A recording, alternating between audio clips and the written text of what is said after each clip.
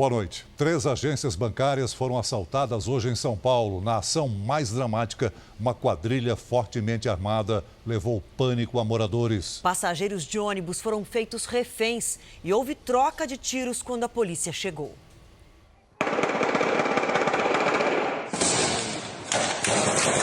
Olha lá, olha o carro voltando lá, olha lá. O confronto foi na principal avenida do Grajaú, zona sul de São Paulo.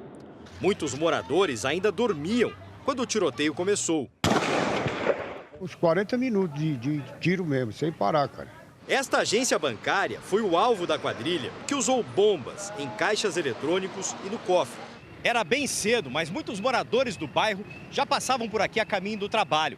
Este ônibus estava cheio, no momento em que os criminosos renderam o motorista e os passageiros e usaram o veículo para bloquear o cruzamento. Quem estava no ônibus viveu momentos de pânico. A quadrilha fez o mesmo com outro ônibus a 300 metros dali, para montar barreiras dos dois lados da avenida. Os criminosos estavam com os rostos cobertos e usavam fuzis, coletes à prova de bala e capacetes. Tinham sacolas para carregar o dinheiro.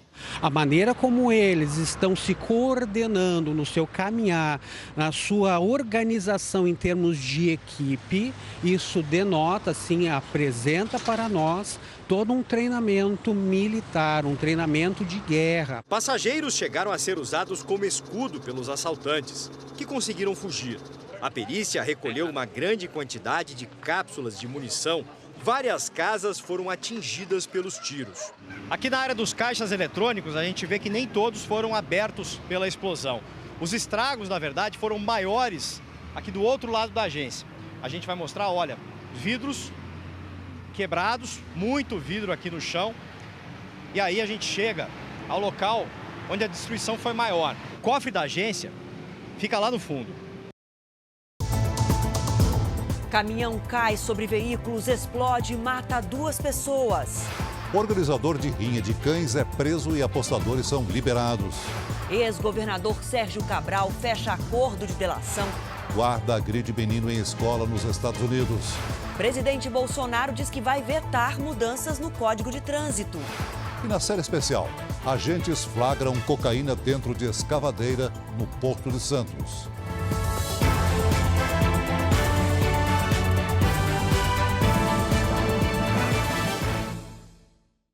Oferecimento Bradesco em 2020. Brilhe do seu jeito.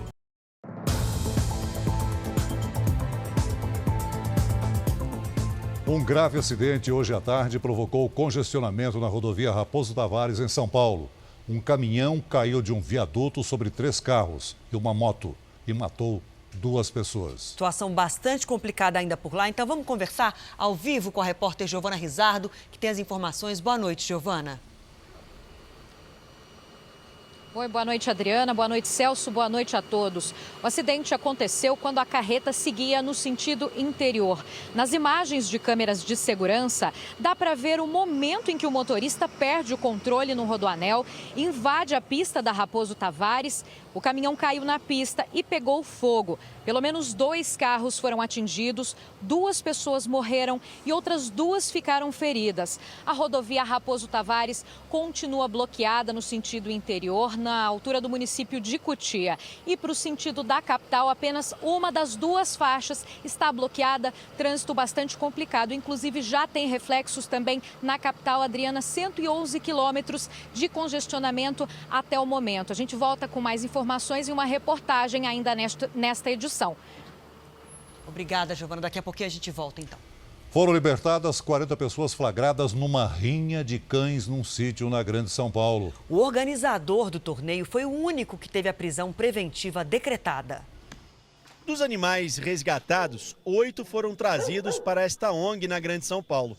3 cães permanecem em estado grave e outros 3 ainda se recuperam dos ferimentos. Eles já estão com medicação para infecção, já estão com o soro. 2 cachorros morreram. Eles estavam na arena durante a rinha quando os policiais chegaram. Os animais eram instigados a brigar até a morte para divertir apostadores nesta chácara em Mairiporã, na região metropolitana de São Paulo. Um torneio internacional que tinha camiseta e troféus para os ganhadores. 41 pessoas foram presas em flagrante. Os policiais encontraram animais mortos e até assados numa churrasqueira. A médica veterinária acompanhando, que ela disse que aquilo lá era carne de cachorro, tinha um garfo, a faca ali do lado ali. O organizador do torneio é o único que vai permanecer preso. Os outros 40 suspeitos participaram de uma audiência de custódia aqui no Fórum de Guarulhos, na região metropolitana de São Paulo, e foram liberados. Entre eles, 5 estrangeiros que tiveram o passaporte retido e 2 médicos veterinários que podem ter o registro cassado. Eles aplicavam medicamentos nos animais para que voltassem a brigar. 41 pessoas vão responder agora por jogos de azar, maus tratos aos animais com agravante de morte e associação criminosa. Tanto os médicos veterinários como os organizadores, quanto as pessoas que estavam ali participando dessa rinha, podem ser condenados. A pena, uma vez eles processados e julgados, passe dos 6 anos de reclusão. Foram identificados 2 dos 7 corpos encontrados na caçamba de um caminhão em Angra dos Reis, no estado do Rio. A polícia suspeita que outros corpos continuem na comunidade. As ilhas em frente à cidade são conhecidas pela beleza das praias e pelas mansões luxuosas. A polícia militar reforçou a segurança nas ruas. Mesmo assim, poucas pessoas saíram de casa hoje. No domingo, 7 corpos foram trazidos para esse canteiro, aos pés de uma comunidade. O local fica em frente ao batalhão do Corpo de Bombeiros da cidade. Investigadores periciaram a caçamba do caminhão. O motorista disse que foi obrigado a fazer o transporte. Ele deve prestar depoimento nos próximos dias. Uma fonte da Polícia Civil informou ao jornalismo da Record TV que os corpos foram abandonados cerca de 12 horas após a execução. Ela disse ainda que pelo menos 20 corpos continuam no interior da comunidade desde o início da madrugada do último domingo. Policiais do BOPE fizeram uma operação na madrugada de domingo. Houve confronto. Fuzis, pistolas e granadas foram apreendidos. Sempre acostumados a receber turistas por causa da beleza das praias, os moradores da cidade estão com medo. Já deu mesmo que tá difícil. A Polícia Militar diz que realizou a operação para conter confrontos entre traficantes de facções rivais e que durante a ação policiais foram atacados. A família de um homem preso quando chegava em casa depois de voltar do serviço luta para provar a inocência dele. No momento do crime, imagens de um circuito de segurança comprovam que ele estava a mais de 15 quilômetros de distância. Há 2 meses, Bianca junta por conta própria as provas para tentar libertar o marido. Ele não é merecedor disso, porque ele não estava nesse roubo, ele estava trabalhando para ganhar o pão dele de cada dia, um pai de família. Wesley Alves de Andrade tem 30 anos. Pai de uma menina de 1 ano, ele não tem passagem pela polícia. Nunca tinha pisado numa delegacia. O auxiliar de cozinha trabalha numa rede de lanchonetes e, nas folgas, faz bico como feirante. Ele foi acusado de tentativa de assalto quando chegava em casa, nesta comunidade de São Paulo, depois de um dia longo de trabalho. Derrubou ele no chão e já foi com a arma na cabeça dele. Aí falando que ele era quem estava no assalto, ele falou que não, que ele estava chegando do serviço. Na versão dos policiais, o Wesley participou de um roubo a um caminhoneiro aqui no terminal de cargas de São Paulo. Mas o que a família contesta é que justamente no momento do crime, ele estava no trabalho. Wesley teria sido confundido com um dos verdadeiros assaltantes que fugiu para a comunidade onde ele mora. Pelo boletim de ocorrência, o crime foi em 15 de outubro, às 2 da manhã. As câmeras de segurança da lanchonete mostram Wesley e o colega de trabalho Wellington deixando o local às 2h09 da manhã. A distância entre a lanchonete e o local do assalto é de 12 quilômetros, ou seja, seria impossível Wesley ter cometido o crime no horário informado pelos PMs. O colega Wellington afirma que os dois foram embora juntos e dividiram a tarifa de um carro por aplicativo. O recibo comprova. O assalto não foi ele. Eu garanto para você que não foi ele. A Secretaria de Segurança Pública diz que um homem foi reconhecido por testemunha no caso do assalto. E o caso será analisado pela Justiça ainda nesse mês.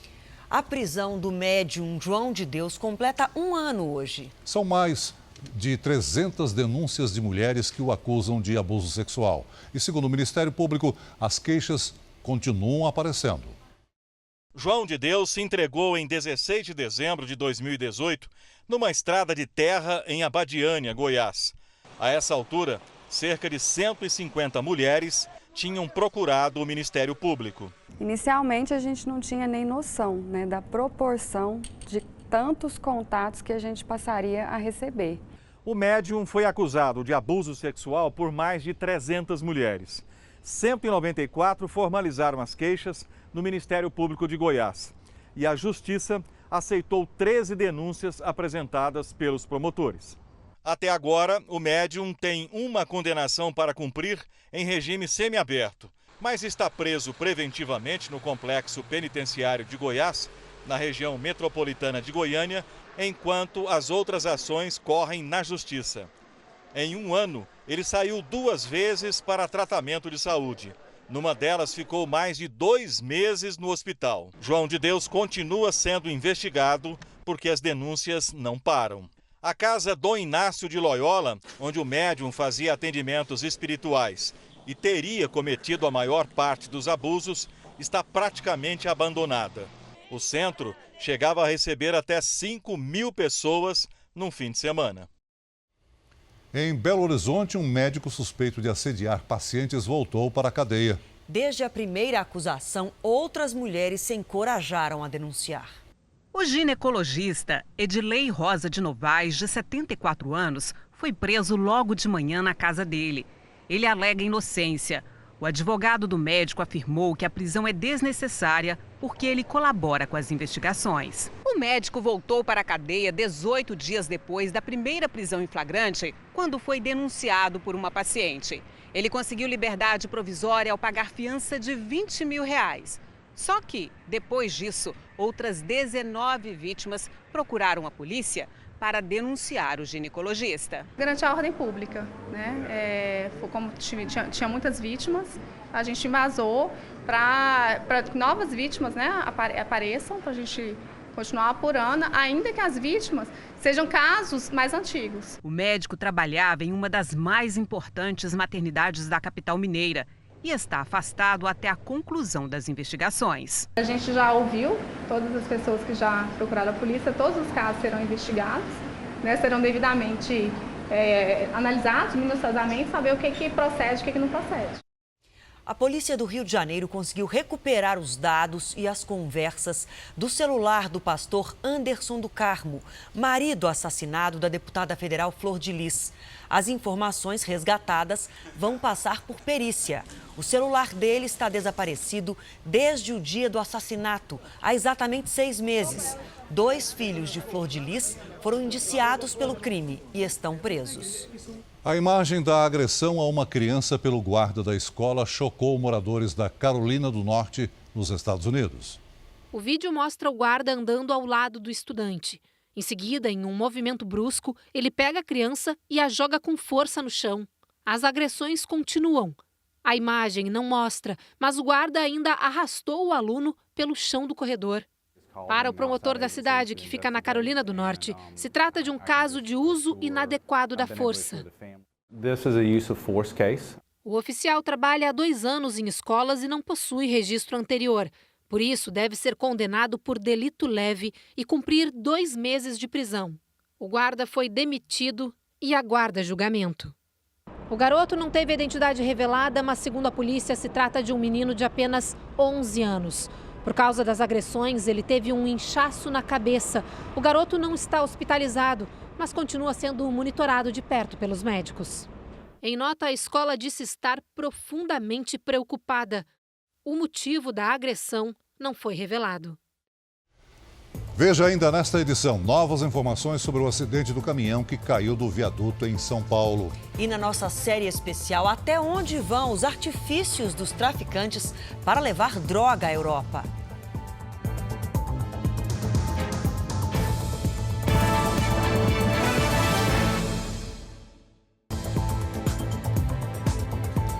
O presidente Jair Bolsonaro diz que vai vetar boa parte das mudanças feitas no projeto que altera o Código Brasileiro de Trânsito. Bolsonaro também explicou por que decidiu extinguir a TV Escola. O presidente começou a semana falando sobre o fim da TV Escola. Queriam que assinasse um contrato agora, o Abraham Van Traub, de 350 milhões. Quem assiste a TV Escola? Ninguém assiste. Dinheiro jogado fora. Era uma programação totalmente de esquerda. Ideologia de gênero. Dinheiro público fala ideologia de gênero. Então tem que mudar, pô. Bolsonaro foi ao Ministério de Infraestrutura. Na saída disse que pretende vetar o projeto com mudanças no Código Brasileiro de Trânsito enviado pelo governo, mas que foi alterado pelo relator. O deputado Juscelino Filho estabeleceu que a renovação da carteira a cada 10 anos seria só para pessoas de até 40 anos. É difícil você trabalhar num ambiente desse. Lamento o relator ter se posicionado dessa maneira. Ele fez um novo Código Nacional de Trânsito. Não é essa a intenção nossa, é descomplicar. Jair Bolsonaro negou as especulações sobre uma possível reforma ministerial. O presidente falou que não tem a intenção de tirar dos cargos o ministro da Educação, Abraham Van Traub, e da Casa Civil, Onyx Lorenzoni. Primeiro escalão? Não está previsto mudar. O Procurador-Geral da República, Augusto Aras, concedeu uma entrevista exclusiva ao Jornal da Record. Disse que quer levar o modelo da Lava Jato para os estados. O procurador também comentou as declarações do presidente do Supremo Tribunal Federal sobre a operação. Procurador, de um modo geral, um dos assuntos e uma das coisas que as pessoas mais falam hoje em dia é na Operação Lava Jato, com toda a repercussão que ela tem e todos os resultados que ela promoveu, para o bem e para o mal. Por exemplo, o presidente do Supremo Tribunal Federal, o ministro Dias Toffoli, deu uma entrevista ao jornal Estado de São Paulo na sexta-feira em que ele critica duramente a operação. Diz que fechou empresas em todo o país e que o Ministério Público deveria ser mais transparente. Como se ouviu uma declaração dessa de um presidente de um poder tão importante como é o Supremo? Temos imprimido uma política de transparência interna e externa, de modo a que o Ministério Público Brasileiro, seja no âmbito da Procuradoria-Geral da República, seja no âmbito do Conselho Nacional do Ministério Público, sejam instituições transparentes e, por isso, acredito que até o final da nossa gestão, provavelmente o ministro Toffoli possa mudar de opinião no que toca essa suposta ausência de transparência. Em relação à Lava Jato e à vida das empresas, é importante frisar que a Lava Jato foi uma primeira experiência do Brasil de grande alcance no combate à corrupção. Tudo que é novo, tudo que é relativamente improvisado, tem percalços. Quando o senhor fala em avaliar essas forças-tarefas, Lava Jato sofreu algumas críticas também por excessos, por eventuais abusos. Alguns dizem até que houve manipulação da operação. O senhor acha que algo deveria mudar especificamente sobre a Lava Jato? Na nossa gestão, nós criamos um grupo de trabalho que está empenhado na constituição de um órgão que podemos já denominar de Unidade Nacional de Enfrentamento à Corrupção, em que nós pretendemos reunir sob este órgão todas as forças-tarefas para que este órgão possa fazer exatamente o compartilhamento de informações, de experiências, otimizar recursos financeiros, porque os meios somos nós que vamos propiciar, mas quem vai cumprir a sua tarefa, a sua missão, é o Procurador da República, lá na primeira instância ou na instância competente. Procurador, em entrevista exclusiva ao jornalismo da Record TV, antes de ser indicado, o senhor falou da intenção de estender o padrão Lava Jato para estados e municípios. É possível fazer isso? O senhor já vislumbra esse projeto? Nós estamos fazendo essa extensão da Lava Jato como um modelo, Lava Jato como um conjunto de experiências, Lava Jato como uma tecnologia empregada para o enfrentamento à macrocriminalidade, Lava Jato como um símbolo de combate à corrupção. Nós estamos fazendo isso através da capilaridade, com o apoio de todas as lideranças estaduais. Nós temos levado essa experiência da Lava Jato e já temos respostas a uma lava-toga que se avizinha de estados e municípios. Doutor Augusto Aras, muito obrigado pela entrevista e por nos receber aqui. Obrigado a todos. Veja a seguir, hangar cai e mata mulher no interior de São Paulo. E na nossa série especial, nossa reportagem acompanha o flagrante de uma grande apreensão de cocaína para exportação.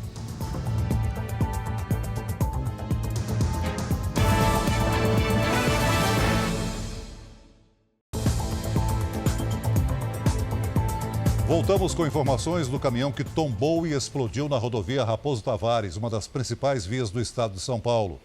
2 pessoas morreram. Pouco depois das 4 da tarde, câmeras que monitoram a rodovia Raposo Tavares registram o acidente. A carreta que trafega pelo Rodoanel, sentido interior, tomba e cai na Raposo Tavares. E explode. A fumaça toma conta e para o trânsito. Este vídeo foi feito logo após o acidente, gravado por testemunhas. Não saiu não do caminhão de dentro. Nem o do carro também não, né? Não, nenhum. Não tinha como sair. Logo depois, um susto. Que é isso? Uma nova explosão. A carreta caiu ali de cima do viaduto e praticamente voou nesta direção da rodovia, atingindo aquele ponto ali embaixo, onde havia 3 carros. Neste momento, 4 horas depois do acidente, a gente acompanha ainda o trabalho do Corpo de Bombeiros e a retirada do que sobrou dessa carreta. Aliás, isso aqui foi o que sobrou de um dos carros atingidos. A motorista dele não resistiu aos ferimentos e morreu no local. 2 pessoas também ficaram feridas. Uma delas teve queimaduras de 1º e 2º graus. Ela foi levada para o Hospital das Clínicas de helicóptero. E nós seguimos com uma imagem ao vivo do helicóptero da Record TV que sobrevoa agora o local de um acidente que aconteceu há poucos instantes. Foi no início da noite. Olha só, esse prédio que você acompanha, houve um desabamento, um desmoronamento lá dentro do prédio. A estrutura principal está de pé, mas a gente vê ali os bombeiros em ação. A informação, isso aconteceu em Barueri, na Grande São Paulo, e a informação dos bombeiros é de que 7 pessoas foram socorridas, mais uma ainda estaria sob os escombros aí em Barueri, na Grande São Paulo. E a Justiça começou hoje a ouvir os 12 militares do Exército envolvidos na morte de um músico e de um catador de latas, em abril, no Rio de Janeiro. A tropa é acusada de homicídio qualificado para dar mais de 80 tiros contra o carro em que estavam o músico Evaldo Rosa e a família dele. O catador Luciano Macedo tentou socorrer o rapaz e também foi atingido. Os militares respondem ainda por omissão de socorro. É a primeira vez que eles são ouvidos individualmente. Os depoimentos recomeçam amanhã. O ex-governador do Rio de Janeiro, Sérgio Cabral, preso há mais de 3 anos, assinou acordo de delação premiada com a Polícia Federal. O repórter Pedro Paulo Filho, ao vivo, tem as informações direto do Rio de Janeiro. Boa noite, Pedro Paulo. Boa noite, Celso. Boa noite a todos. A delação foi enviada ao Supremo Tribunal Federal, mas ainda depende do ministro Edson Fachin para ser homologada. O acordo é mantido em sigilo. Nele, Sérgio Cabral se compromete a devolver 380 milhões de reais, dinheiro obtido através de propina, em um esquema de corrupção enquanto governou o Estado. Mesmo se for aprovado, o acordo de delação não determina quais os benefícios penais. Por isso, não é possível dizer quando Cabral deixará a prisão. Ele está condenado a mais de 260 anos. Do Rio de Janeiro, Pedro Paulo Filho. Obrigada, Pedro. Um hangar do aeroporto de Araçatuba, no interior de São Paulo, desabou depois de um temporal. Uma mulher morreu. A queda aconteceu após chuva e ventos fortes na região. A estrutura atingiu 2 aeronaves. O local foi isolado por conta de vazamento de combustível. As apreensões de cocaína nos portos brasileiros aumentaram 50% nos primeiros 10 meses deste ano. Com o crescimento da produção nos países andinos e alto consumo na Europa, o Brasil virou o principal entreposto da droga.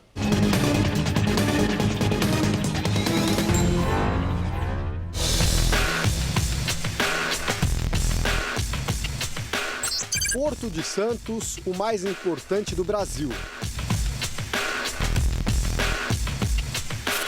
30% das exportações do país passam por aqui.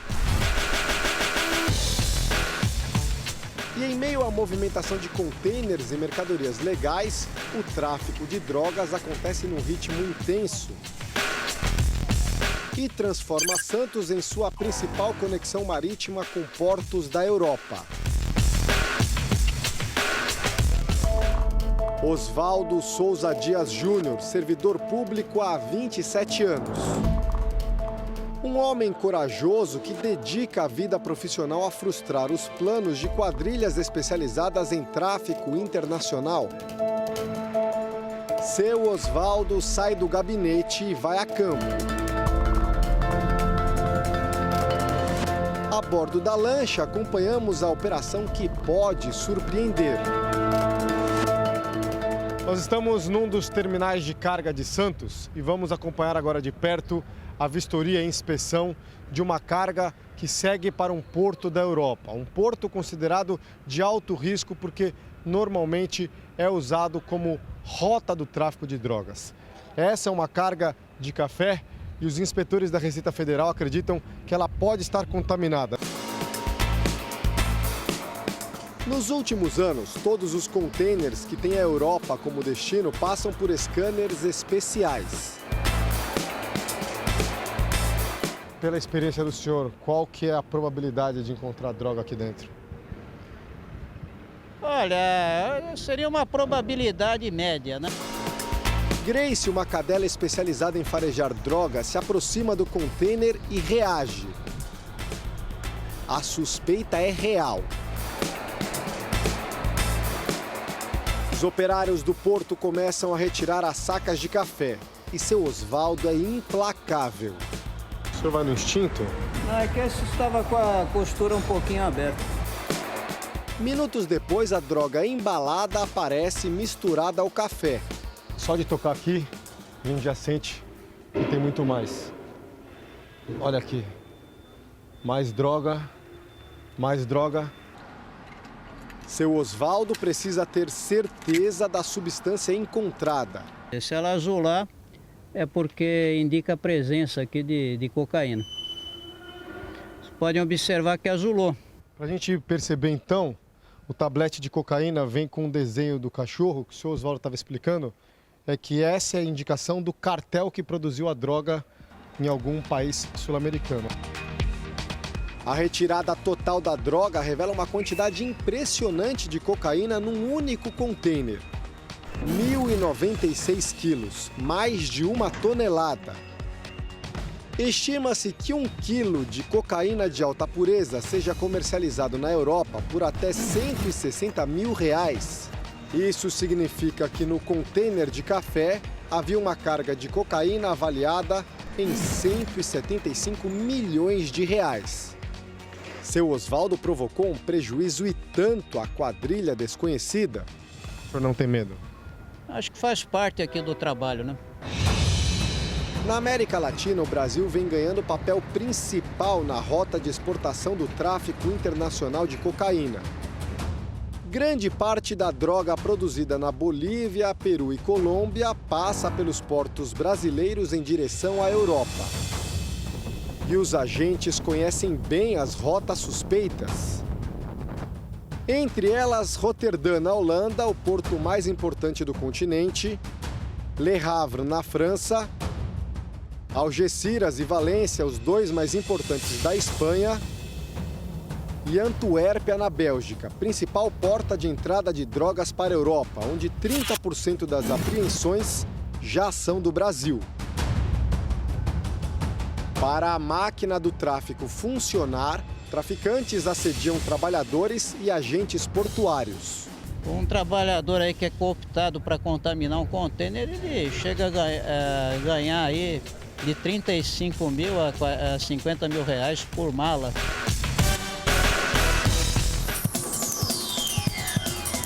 Câmeras espalhadas por toda a área de operação do porto registram como age o tráfico. E algumas estratégias são surpreendentes. A missão de hoje dos agentes da Receita Federal é verificar máquinas gigantes como essa, como trator de esteira, retroescavadeira. São máquinas usadas que estão sendo exportadas para o porto de Antuérpia, na Bélgica, algo que não é muito comum. São 6 máquinas. O scanner móvel é especial para equipamentos grandes. As 2 primeiras máquinas são liberadas. Antes da terceira ser escaneada, seu Oswaldo já está intrigado. É como se ele sentisse que ali tem algo errado. O scanner passa e seu Oswaldo se aproxima. O instinto dele dificilmente falha. Esse daqui nós vamos ter que fazer um exame mais apurado. Ele escala a máquina e observa sinais suspeitos, como a trinca na estrutura de metal. Um operário vai usar um maçarico no braço da retroescavadeira.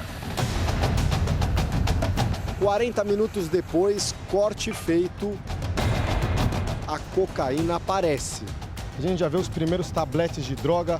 Ali dentro ainda tem muitos outros tabletes. Os peritos agora vão chegar, tirar toda a droga, pesar toda a droga, e chama a atenção a engenharia dos traficantes que conseguiram ocultar a cocaína dentro de uma retroescavadeira, soldar a chapa de metal na esperança de que a máquina fosse exportada para a Europa e ali sim o destinatário pudesse retirar a droga e repassar para o mercado consumidor. O que surpreende aqui? É o trabalho que teve que ser executado, né? Só esse ano, mais de 24 toneladas de cocaína já foram apreendidas no Porto de Santos. É uma marca histórica, mostra a eficiência dos agentes da Receita Federal, mas também é um alerta. Eles sabem que a produção na América do Sul vem batendo recordes. E o mercado europeu está cada vez mais aquecido. Seu Oswaldo está perto de se aposentar e vai deixar para os sucessores muito trabalho pela frente. Eu conversei com o repórter André Tal e o editor Eduardo Prestes sobre os bastidores dessa série. É só acessar as nossas redes sociais. O Jornal da Record termina aqui. A edição de hoje na íntegra e também a nossa versão em podcast estão no Play Plus e em todas as nossas plataformas digitais. E à 00:30 tem mais Jornal da Record com o Sérgio Aguiar. Fique agora com a novela Amor Sem Igual. A gente volta a se encontrar amanhã aqui no JR. Até lá. Boa noite e até amanhã.